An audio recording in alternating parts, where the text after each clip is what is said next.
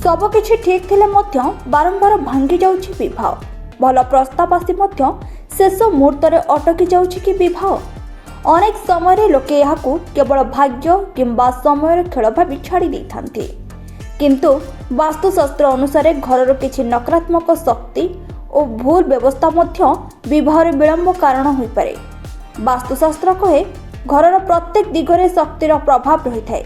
जदि सही शक्ति असंतुलित हो जाए तेबे जीवन में बाधा सृष्टि हुए। विशेषकर विवाह संपर्क और पारिवारिक सुख उपरे यार प्रभाव पड़े।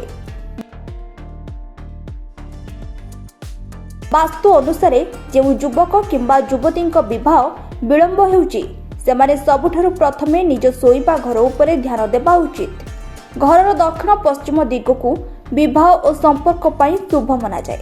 एही दिगरे सोईबा घर थिले भलो बोली कहा जाए, किंतु घर अंधार असफा किंबा अव्यवस्थित थिले नकारात्मक प्रभाव पड़ी थाए। अनेक लोक घरे भंगा आईना, खराब इलेक्ट्रोनिक सामग्री किंबा अपरिहार्य जिनिस रखी देई थांती। वास्तु अनुसार यह घर को नकारात्मक शक्ति आनी थाए और विवाह जोग को दुर्बल करि पारे।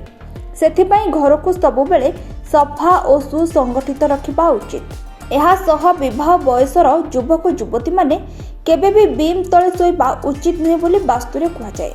यह मानसिक चाप बढ़ाई संपर्क में बाधा सृष्टि करे बोली धारणा रही। वास्तु अनुसार घरर उत्तर और पूर्व दिग सबुबेले खोला और आलोकित रहिबा उचित। सकाळर सूर्य किरण घर को प्रवेश कले सकारात्मक शक्ति बढ़ी थाए और घरर परिवेश शांत रहे। किछि वास्तु विशेषज्ञ मतरे विवाह विलंब हेउथिले घर दक्षिण पश्चिम कोण रे हालुका गोलापी किंबा क्रीम रंग व्यवहार करि परिबे। ए संपर्क में माधुर्य और सकारात्मकता बढ़ाए बोली मना जाए।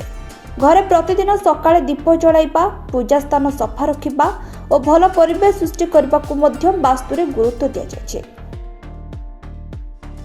कारण घर शांति और सकारात्मक शक्ति मनुष्य जीवन में भल प्रभाव पकाए। हेले मने रखंतु वास्तुशास्त्र केवल एक पारंपरिक विश्वास और जीवन शैली सह जड़ित धारणा।